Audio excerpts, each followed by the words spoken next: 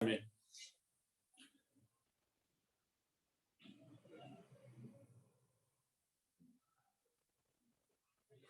ठीक है जी, आज बात कर रहे हैं आयंस के बारे में कि आयंस क्या होते हैं और कैसे फॉर्म करते हैं, कैसे बनते हैं, कैसे फॉर्म होते हैं और किस तरीके से एग्जिस्ट करते हैं और किस तरीके से ये सरवाइव करते हैं नेचर में, हमारे यूनिवर्स में। ठीक है जी, तो इसके बारे में हम बेसिकली आज बात करने वाले हैं। अच्छा, अब ध्यान देना, याद रखना आयंस है क्या। बेसिकली आयंस किसी भी तरीके के चार्ज स्पीशीज, चार्ज एटम्स को ही हम क्या नाम देते हैं, किसी भी तरीके से कोई भी एटम या कोई भी पार्टिकल जब चार्ज हो जाए तो उसको क्या नाम दिया जाता है, उसी को नाम दिया जाता है क्या, आयंस। अब आयंस जो है बेसिकली हमारे पास दो टाइप के बनते हैं। First one is cation and second one is anion. Anions.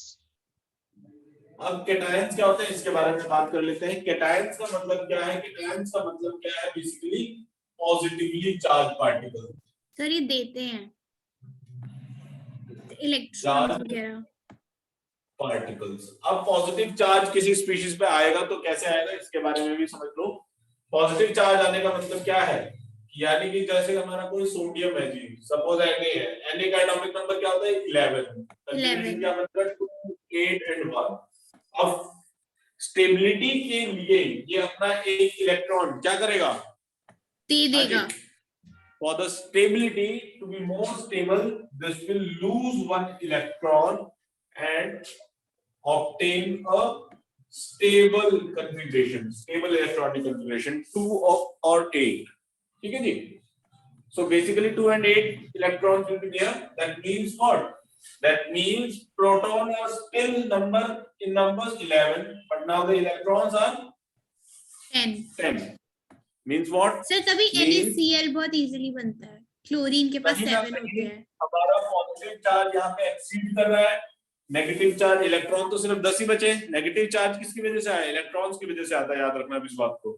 तो अगर हमारा नेगेटिव चार्ज इलेक्ट्रॉन की वजह से है तो नेगेटिव चार्ज तो हमारा कम रह गया, पॉजिटिव चार्ज ज्यादा हो गया, तो ओवरऑल चार्ज क्या आएगा इस पे, ओवरऑल चार्ज आएगा इस पे Na+। बात समझ में आई नहीं आई? Yes sir. यानी कि सोडियम पे किस तरह का चार्ज पैदा हो रहा है, वहां पे एक पॉजिटिव चार्ज। ठीक है जी। अब बात करते हैं एनायंस के बारे में। एनायन की कंडीशन की बात करें तो सपोज एक एग्जांपल ले लेते हैं क्लोरीन का। क्लोरीन का एटॉमिक नंबर है जी 17 और कॉन्फ़िगरेशन बनेगा कितना 2 8 and 7। ठीक है जी। अब 7 इलेक्ट्रॉन है आउटर मोस्ट शेल में, तो याद रखिएगा ज्यादा और ज्यादा स्टेबल होने के लिए ये क्या करेगा, ये एक इलेक्ट्रॉन बाहर से गेन कर लेगा। तो 7 की बजाय अब कितने इलेक्ट्रॉन हो गए जी, 8 ऑक्टेट कंप्लीट। प्रोटॉन की बात करेंगे, नंबर ऑफ प्रोटॉन्स आ जाएगा ओनली 17। इलेक्ट्रॉन्स कितना हो गया जी, एक एक्स्ट्रा बढ़ गया तो कितना हो गया 3। तो यानी ओवरऑल एक इलेक्ट्रॉन एक्सीड कर रहा है, एक इलेक्ट्रॉन एक्सीड कर रहा है, तो यानी इस पे नेगेटिव चार्ज जनरेट होगा, यानी कैसे कहा जाएगा Cl माइनस। सो यानी एनायन हमारे किस तरीके के चार्ज हुए, नेगेटिवली चार्ज पार्टिकल्स। ठीक है जी, नेगेटिवली चार्ज पार्टिकल्स को हम क्या नाम देंगे अपना, एनायन, और पॉजिटिवली चार्ज पार्टिकल्स को हम क्या नाम देंगे, कैटायन।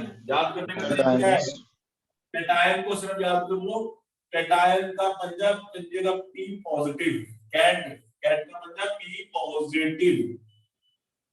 तो इस तरीके से कभी जीवन में नहीं भूलोगे आप कि cations are positively charge particles. Getting it or not? Yes sir. Yes sir. ये कौन बोला यस सर? सर देव। अच्छा देव शर्मा यहाँ कब आया, इसको कमेंट कर दिया मैंने। आ गया सर। सर होस्ट तो वो आना है, इसका स्क्रीनशॉट ले लीजिए जी। अच्छा होस्ट तो आहाना है, सही बात है, आहाना ने एंटर किया ना। ठीक है जी, screenshot taken. Yes sir. Yes sir. ठीक है जी, कैटायन और एनायन की कंडीशन समझ में आ गई। अब कैटायंस हमारे और भी बहुत सारे होते हैं, याद रखना कोई भी स्पीशीज जिसपे हमारा किसी भी तरीके का पॉजिटिव चार्ज आएगा तो वो सारा क्या होगा हमारे लिए कैटायन में कंसीडर किया जाएगा, और जिस भी चीज में नेगेटिव चार्ज आएगा वो हमेशा किस में कंसीडर किया जाएगा, एनायंस में। अब याद रखना, जैसे कैटायन की हम बात कर रहे हैं तो सारे के सारे जितने भी मेटल्स होते हैं बेसिकली जनरल ऐसा देखा गया है कि सारे के सारे मेटल हमारे इलेक्ट्रोपॉजिटिव नेचर के होते हैं। कैसे होते हैं, इलेक्ट्रोपॉजिटिव। यानी ये क्या करते हैं, इनकी टेंडेंसी होती है इलेक्ट्रॉन डोनेट करने की। तो डोनेटर डोनर है, अगर ये इलेक्ट्रॉन डोनर होते हैं तो सारे के सारे मेटल ऑलमोस्ट क्या कैसा बिहेव करेंगे, कैटायन की जैसा, लाइक Al3+, Mg2+। ठीक है जी। अच्छा, ये तो हुआ एक सिंगल एटम का। पर कई बार हमारी जो स्पीशीज है, जैसे एक H+ डाल लो इसमें, कई बार हमारी जो बड़ी स्पीशीज है वो भी किस तरीके का चार्ज पार्टिकल की तरह बिहेव करती है, जैसे लाइक NH4+। ठीक है जी। तो अब NH4 में आप देखोगे कि एक नाइट्रोजन है, 4 हाइड्रोजन है, तो बेसिकली ये क्या हुआ हमारा, ये पॉली एटॉमिक आयन बन जाते हैं हमारे लिए। बात समझ में आ रही है? Yes sir. O+ hydronium ion बन जाता है हमारे लिए। ठीक वैसे ही एनायंस जो है ये हमारे लिए क्या काम कर रहे हैं, ये हमारे लिए एक नेगेटिवली चार्ज पार्टिकल का बिहेव कर रहे हैं। तो ये जो मैंने आपको बताया, जैसे लाइक Cl-, O-, O2- और Br-। ठीक है जी। ये सारे हमारे लिए कैसे काम कर रहे हैं, नेगेटिवली मोनो एटॉमिक का काम कर रहे हैं।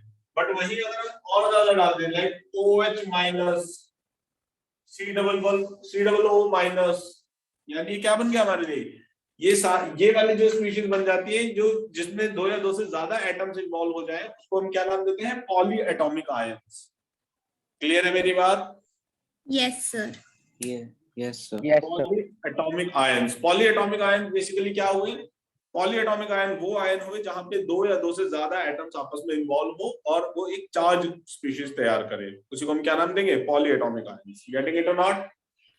Yes sir. Yes sir. Yes. अब ले लीजिए सर।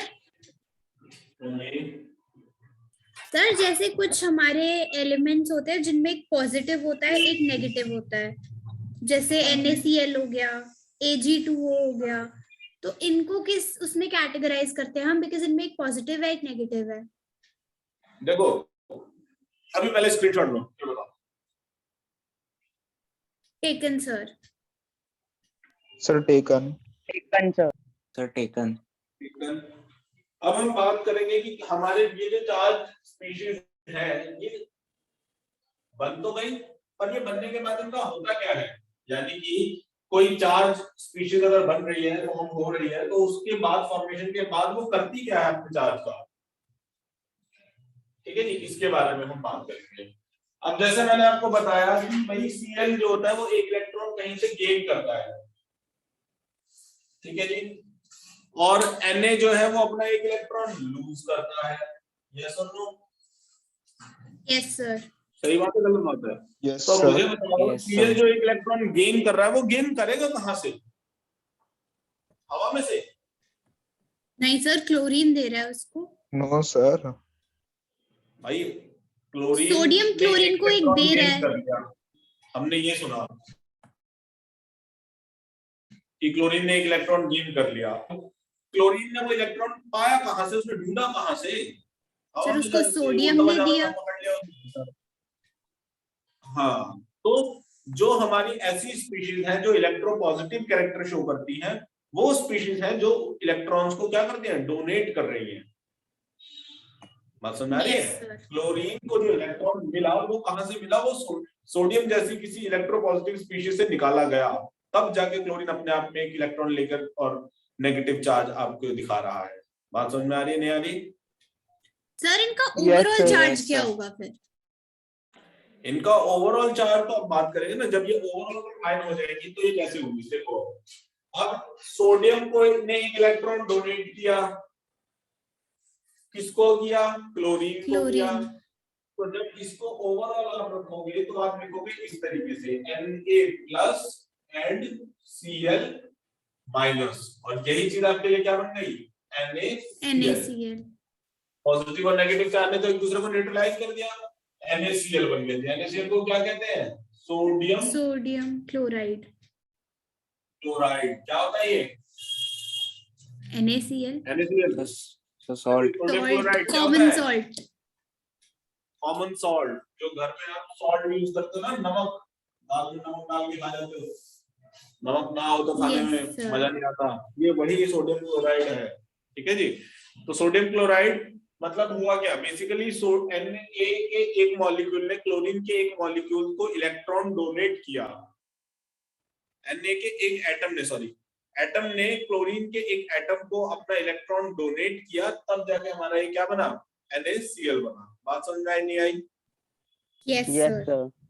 तो Yes, ये sir. जो Yes, sir. बीच में, इनके बीच में जो बॉन्ड बनता है, इसी को हम क्या कहते हैं? Ionic bond. और इस टाइप के कंपाउंड को क्या क्या कहते हुआ, हैं? sir? Ionic compound. Ionic compound. जो भी कंपाउंड हमारा आयंस की वजह से फॉर्म होता हो, उसको क्या नाम दिया जाता है? उसको नाम दिया जाता है ionic compound. Getting it or not? Yes, sir. Yes. ठीक है जी। Yes, sir. इसके अलावा आयनिक Yes, बॉन्ड sir. के अलावा हमारे एक और कंपाउंड होते थे जिसको हम कहते थे कोवेलेंट कंपाउंड। याद है? Covalent. Yes, sir. यस भैया। Yes, sir. क्या होते थे covalent compound?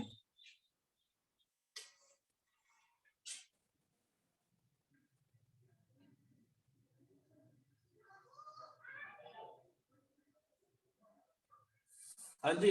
Covalent compound basically हमारे लिए वो कंपाउंड होते थे जहां पे इलेक्ट्रॉन्स की शेयरिंग की जाती थी। जहां तो पे जैसे शेयरिंग H2 हो गया। इलेक्ट्रॉन की जाती थी। जैसे लाइक H2 के बारे में हमने बात करी जब मॉलिक्यूल की कंडीशन में, तो हमने क्या कहा था? इस हाइड्रोजन के पास भी दो, इस वाले के पास भी दो। लाइक CH4 बनता है हमारा एक कंपाउंड। कार्बन सबसे ज्यादा कोवेलेंट कंपाउंड बनाता है जी। ठीक है जी। तो कार्बन का एटॉमिक नंबर कितना होता है? 6। आउटर मोस्ट में इलेक्ट्रॉन हुए 4। हाइड्रोजन के 4 हाइड्रोजन पकड़ लेगा जी अलग से। हर एक हाइड्रोजन अपना एक इलेक्ट्रॉन शेयर करेगा इसके साथ और मस्त अपना अपना डुप्लेट कंप्लीट कर लेगा जी। हर एक हाइड्रोजन का डुप्लेट कंप्लीट हो गया, दो इलेक्ट्रॉन सबके पास आ गए। और कार्बन क्या करेगा? कार्बन अपने सबका 8 इलेक्ट्रॉन कंप्लीट कर लेगा। तो टोटल इलेक्ट्रॉन की टोटल कंफिगरेशन क्या बन गया हमारे लिए? CH4। बात समझ में आई सर नहीं आई? इनमें हमारे Yes, sir. इलेक्ट्रॉन्स पूरे हो जाते हैं दोनों कंपाउंड के लिए। बिल्कुल। तो बेसिकली कोवेलेंट कंपाउंड्स हमारे लिए क्या हुए? कोवेलेंट कंपाउंड वो हुए जिसमें कि हमारे शेयरिंग ऑफ इलेक्ट्रॉन से बॉन्ड बनाया जाए। और आयनिक कंपाउंड हमारे लिए कौन से हुए? आयनिक कंपाउंड वो कंपाउंड हुए जिसमें इलेक्ट्रॉन के ट्रांसफर से बॉन्ड बनाया जाए। बात समझ में आ रही है? जहां पे इलेक्ट्रॉन को Yes, हम sir. ट्रांसफर करते हैं उस चीज को हम क्या नाम देंगे? अपना ionic compound. Ionic clear compound. है? Yes, sir. सो अब जो हमारे कंपाउंड फॉर्म होते हैं, तो देखो एक टेबल दी गई है आपके एनसीईआरटी में, बहुत शानदार दिख रही है सभी को। पेज नंबर कौन सा आना जिसमें आयनिक सर कंपाउंड कौन सी टेबल? 37 पे है सारी टेबल्स। कैटायन और एनायन के इंट्रोडक्शन लिखे हुए खूब सारे। सर वो 37 पे है। Name and symbol. Sir ionic compound और एक कोवेलेंट कंपाउंड का डिफरेंस क्या था सर? एग्जिट हो गया था मीटिंग से। नहीं समझ में आई? सर एग्जिट मैं हो गया था एग्जिट अभी? हो गया था। सही है। क्या बनना है? आयनिक कंपाउंड बेसिकली वो कंपाउंड होते हैं जहां पे इलेक्ट्रॉन्स का ट्रांसफर किया जाता है। याद रहेगी बात? आयनिक कंपाउंड बेसिकली वो कंपाउंड है जहां इलेक्ट्रॉन्स का ट्रांसफर किया जाता है। और कोवेलेंट कंपाउंड हमारे वो कंपाउंड होते हैं जहां पे इलेक्ट्रॉन शेयर किए जाते हैं। जैसे कार्बन और हाइड्रोजन की बात करें, CH4 की बात करें, तो कार्बन ने अपने एक एक इलेक्ट्रॉन शेयर किया हुआ है। किसी ने भी किसी को इलेक्ट्रॉन डोनेट नहीं किया, दिया नहीं, ना किसी ने लिया।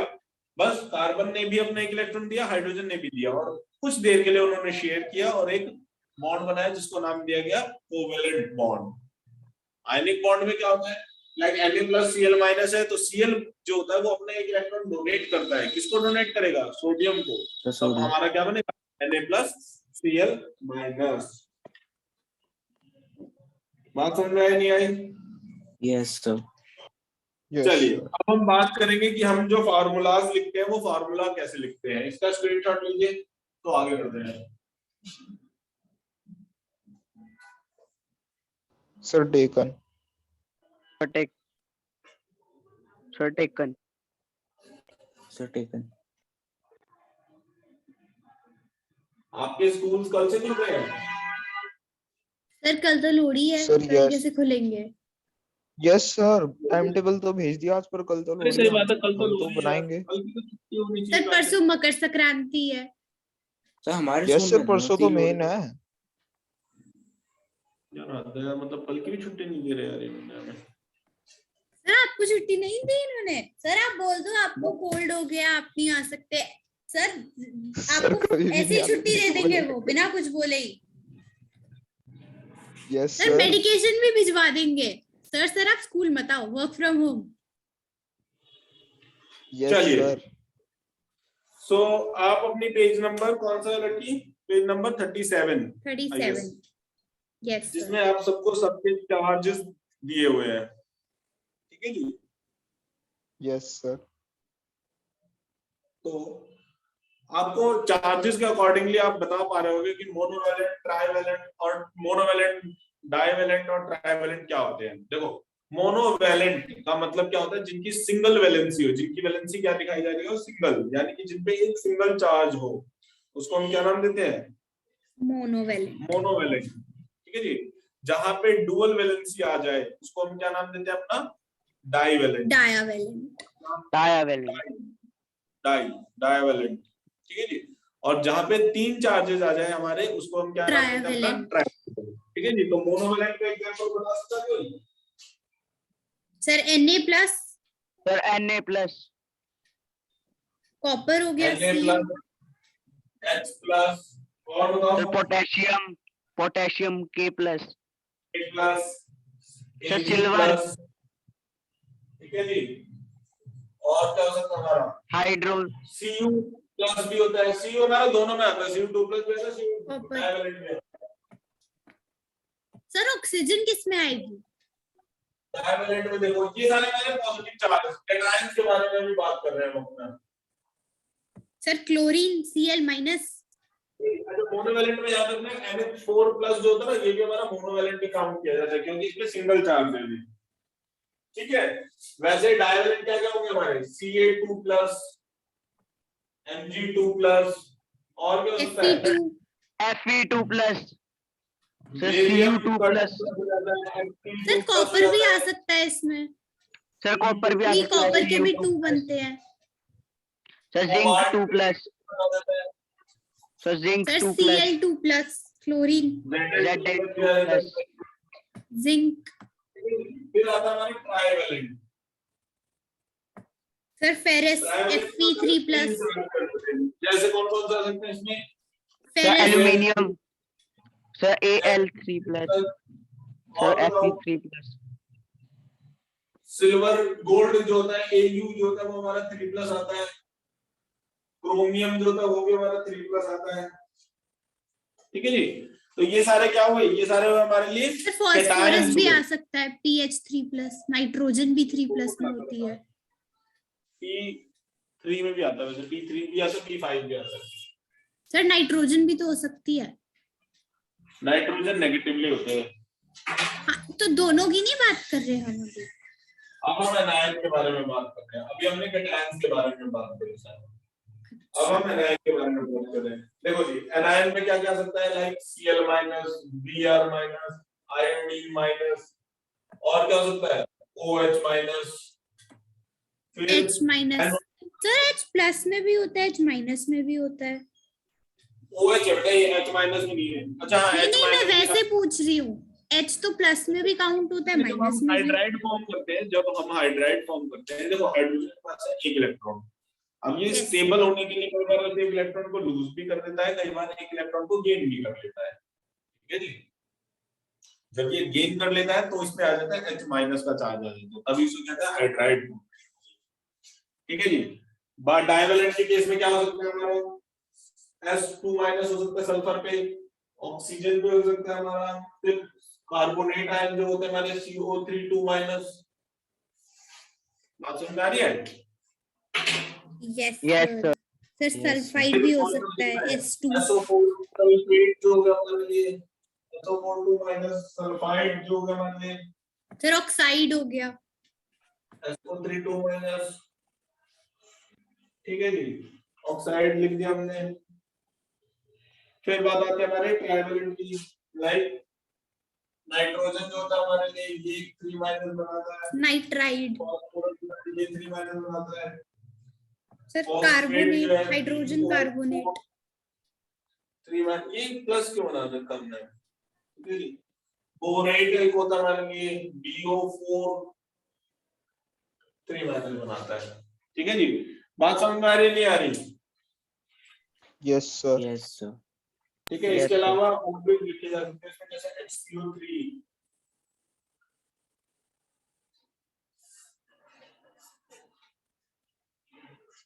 ओए क्या लिखते हैं, HCO3 माइनस, फिर HCO3 minus hydrogen bicarbonate, hydrogen carbonate या बाइकार्बोनेट, ठीक है जी।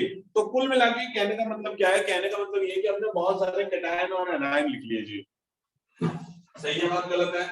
अब मुझसे कोई भी कैटायन का फार्मूला पूछता है तो मैं कैसे बनाऊं कैटायन एनायन, कोई सी भी सॉल्ट का फार्मूला पूछता है, याद रखना कैटायन एनायन जब बनाएंगे तो वो क्या बनाएंगे, हमेशा एक सॉल्ट की फॉर्मेशन करेंगे, ठीक है जी। अब मुझसे सॉल्ट पूछता है, सपोज पूछता है सोडियम कार्बोनेट बताओ जी क्या होगा, तो मैं क्या करूंगा, मेरा सिंपल सा तरीका क्या होगा कि मैं सोडियम का सिंबल लिखूंगा और मैं कार्बोनेट का सिंबल लिखूंगा CO3। अब कार्बोनेट की वैलेंसी होती थी 2 माइनस, सोडियम की वैलेंसी होती थी 1 प्लस, यहाँ माइनस प्लस लिखने की कोई जरूरत नहीं है। अब क्या करेंगे, इनकी वैलेंसीज को आपस में इंटरचेंज कर देंगे जी, यानी ये वैलेंसी इसके साथ, ये वैलेंसी इसके साथ, यानी क्या फार्मूला बनेगा मेरा, Na2CO3। क्या बन गया जी, ये सोडियम कार्बोनेट। बात समझ में आ रही है? मुझसे कहता है सपोज सोडियम बाइकार्बोनेट बना के दिखाओ जी, बाइकार्बोनेट का फार्मूला लिख लिया जी, सोडियम का फार्मूला लिख लिया। अब सोडियम की वैलेंसी होती है 1, बाइकार्बोनेट की वैलेंसी होती है 1, तो इन दोनों का जब ओवरऑल चार्ज क्रॉस आउट करोगे तो क्या बनेगा, NaHCO3। ये क्या बन गया जी हमारे लिए, सोडियम बाइकार्बोनेट बन गया। बात समझ में आ रही नहीं आ रही? Yes sir. Yes sir. ठीक है जी। अब सर एक बार कैल्शियम हाइड्रोक्साइड बनाना, उसमें तो OH पे होल स्क्वायर आता है, कैल्शियम हाइड्रोक्साइड ओवरऑल जो कैल्शियम का सिंबल लिख CaOH लिया, स्क्वायर। 2H का सिंबल लिख लिया। कैल्शियम का सिंबल होता है कि 2 किस वैलेंसी होती है, 2 इसकी होती है -1। जब ये इंटरचेंज करेंगे तो कैसा होगा, कैल्शियम के साथ ये जाएगा, यानी कैल्शियम का तो एक मॉलिक्यूल जाएगा और हाइड्रोक्साइड के कितने मॉलिक्यूल जाएंगे, 2।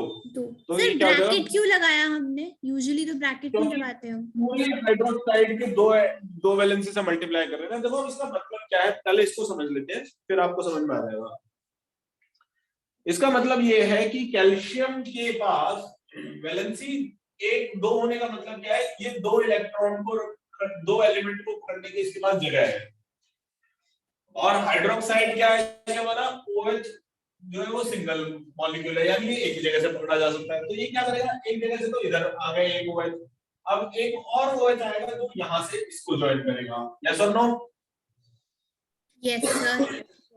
इसका मतलब क्या है, इसका मतलब है कैल्शियम का एक सिंगल एटम है और हाइड्रोक्साइड के कितने एटम है, 2, यानी ये 2 से मल्टीप्लाई हो जाएगा पूरा ओवरऑल। Okay sir. ठीक है जी, चलिए इसका स्क्रीनशॉट लीजिए। Sir, taken. Sir taken. So take अब फार्मूले बताते चलिए, फार्मूले मैं पूछ रहा हूँ सारे बच्चे से, वीडियो ऑन कर लीजिए।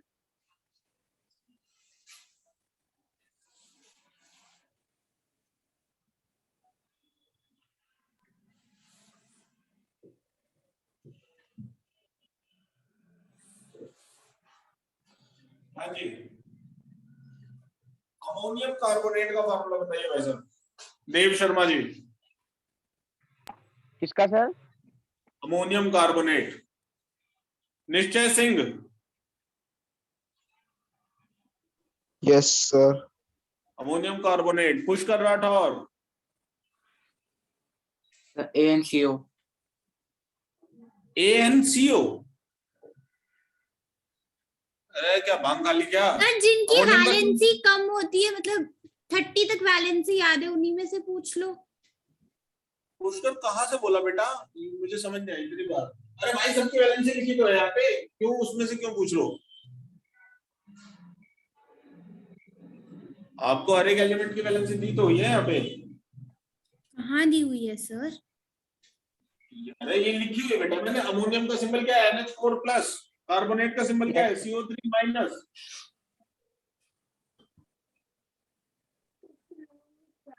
ये दिख नहीं रही क्या बेटा CO3 2 माइनस। अच्छा हाँ हाँ ठीक है ठीक है। भाई सर, अमोनियम का सिंबल क्या हुआ NH NH4 प्लस,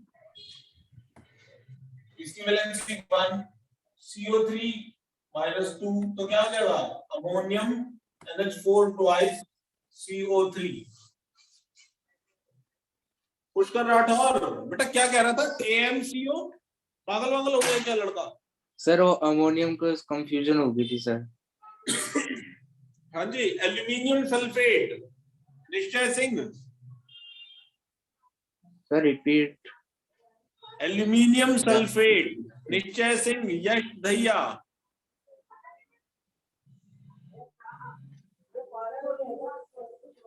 तो पागल हो गया है क्या यहाँ पे।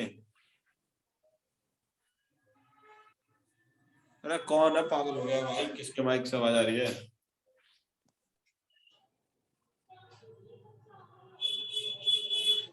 एक काम कीजिए एलिमेंट्स के नाम लिखिए, मैं बोल रहा हूँ उनके सिंबल सर हर मैं एक बताऊं हर कोई एल्यूमिनियम नहीं, सल्फेट। हर एक जना लिख के दिखाएगा मुझे। लिखिए फटाफट से नाम लिखते चलिए, मैं बोल रहा हूँ। पहला लिखिए सोडियम फॉस्फेट। सर रुक तो नोटबुक जाओ। में थ्योरेटिकल वे में लिखिए।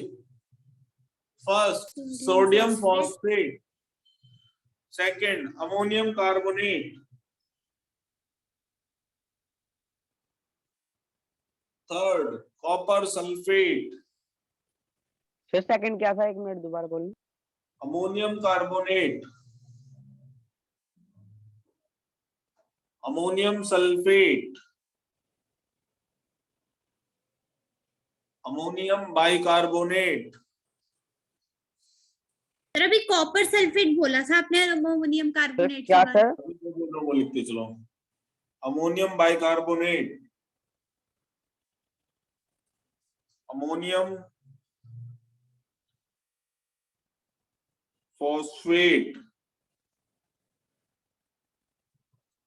अगला लिखिए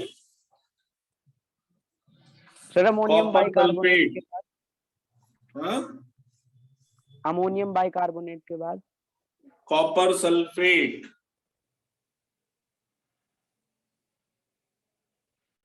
कॉपर क्लोराइड,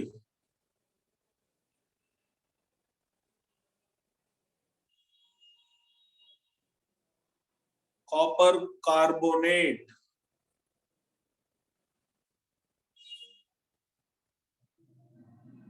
अगला लिखिए भाई साहब मैग्नीशियम ब्रोमाइड,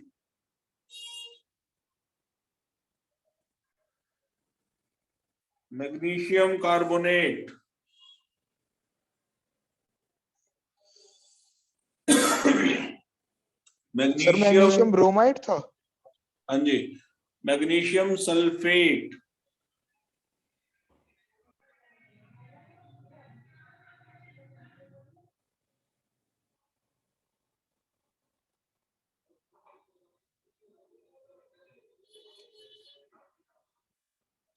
अगला लिखिए जी sulphur dioxide,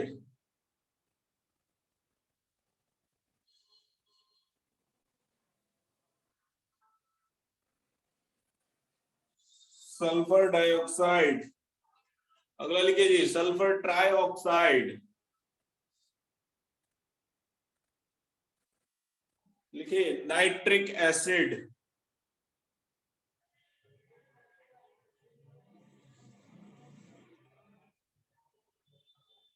zinc oxide, zinc chloride, zinc carbonate,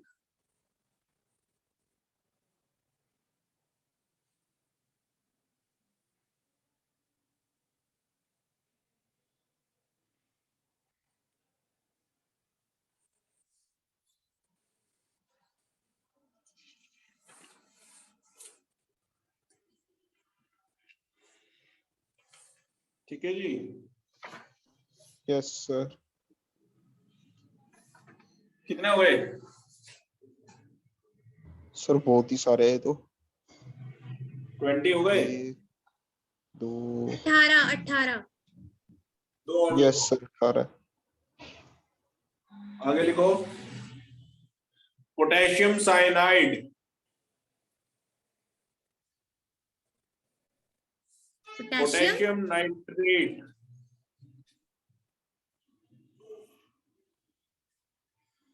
potassium sulphate.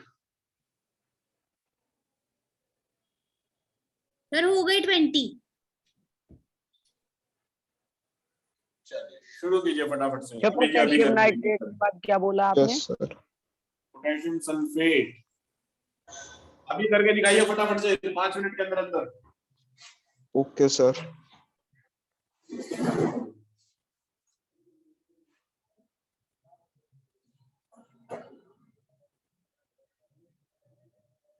Recording of कर दे लड़की। कि मॉलिक्यूलर मास हमारा क्या होता है? जस्ट ये कहां, जस्ट ये बेटा कहां हो?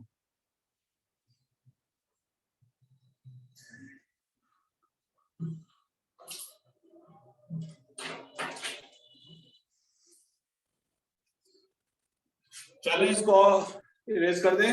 स्क्रीनशॉट ले लिया? Yes sir.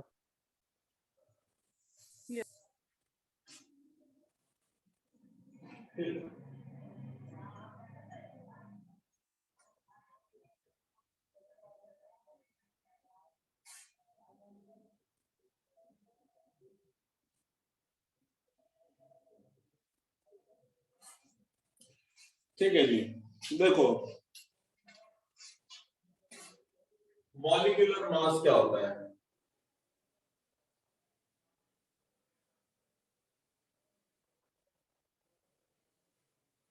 देखो नाम से ही पता चल जाता है कि भैया मॉलिक्यूल का मास, मास ऑफ अ मॉलिक्यूल,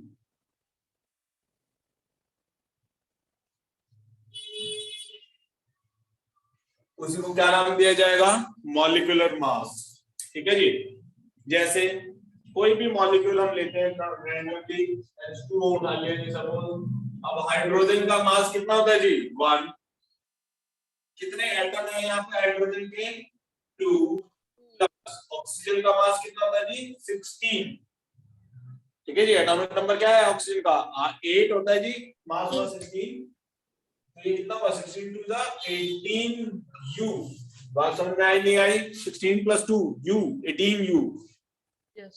ठीक है जी। तो बेसिकली जब हम उसके एक मॉलिक्यूल का मास निकाल रहे होते हैं तो उसी को क्या नाम दिया जाता है? Molecular mass. C6H12O6 क्या है ये? हाँ जी शुगर, ग्लूकोज। ग्लूकोज में अब इसका मास कैसे कैलकुलेट करें जी? कार्बन के एक एटम का मास कितना होता है जी? 12। कितने एटम प्रेजेंट है? 6। प्लस में हाइड्रोजन के एक एटम का मास होता है जी 1। टोटल एटम है 12 प्लस ऑक्सीजन के एक एटम का मास 16। टोटल है 6। तो कितना हुआ जी? 12 6 12 6। सर आपने 16 × 6 लिखना था, आपने प्लस लिख दिया। Yes sir. ठीक है जी। 12 लेकर 12 और 16 96 96। ऐड ऑन कर दो, 0 8 2 10 और 9 1 10 9 1 180 180 U। बात समझ में आ रही नहीं आ रही? कहने का मतलब क्या है? कहने का मतलब ये है कि एक मॉलिक्यूल का जो भी मास होगा वही क्या हुआ उसका? Molecular mass. ठीक है जी। कुछ जगहों पे मॉलिक्यूलर मास को मोलर मास भी कहा जाता है, जबकि मोलर मास जो है एक थोड़ी सी अलग यूनिट होती है, टर्म होती है। इसके बारे में बात करते हैं। मोल का मास होता है। हाँ जी। बेसिकली मॉलिक्यूलर मास जो होता है वो क्या है हमारे लिए? वो एक मोलर मास जो है वो क्या है? मास ऑफ 1 मोल। ठीक है जी। तो अभी मोल कॉन्सेप्ट मैंने आपको बताया नहीं है, इसलिए हम इसको ज्यादा डीप में नहीं जा रहे हैं। जैसे ही मोल कॉन्सेप्ट में बता देता हूँ आपको, तो हम उसके मोलर मास पे भी चलना शुरू कर देंगे। ठीक है जी। मोल वैसे कोई बड़ा नंबर नहीं है। मोल कॉन्सेप्ट हम अपने नेक्स्ट क्लास में शुरू करेंगे। नेक्स्ट क्लास बहुत इंपॉर्टेंट होने वाली है। मोल कॉन्सेप्ट बहुत ज्यादा इंपॉर्टेंट रहेगा इस चैप्टर के लिए। ठीक है जी। अच्छा, फिर इसके अलावा एक और चीज आती है ग्राम एटॉमिक मास, जो ऑलरेडी हम पढ़ चुके थे। ग्राम मॉलिक्यूलर मास भी होता है जी। Molecular mass in grams is known as gram molecular mass. क्या कह रहा हूं? Molecular mass in grams. Molecular mass in grams is known as gram molecular mass. तो क्या कहते हैं? ग्राम मॉलिक्यूलर मास। क्लियर है ये बात? Yes, sir. Yes, sir. ठीक है जी। इसके बाद आती है बात हमारी मोलर मास होगा। हाँ, एक और होती है फॉर्मूला यूनिट मास।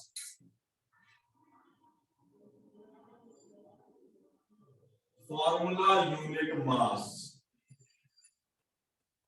देखो जी, फॉर्मूला यूनिट मास होती तो वैसे एक अलग बात है, क्लास 11th में जब आप पढ़ोगे तो इसको अलग तरीके से पढ़ाया जाएगा, पर अभी आपके लेवल पे जो हम बात कर रहे हैं तो उसको क्या कहते हैं? Mass of ionic compounds.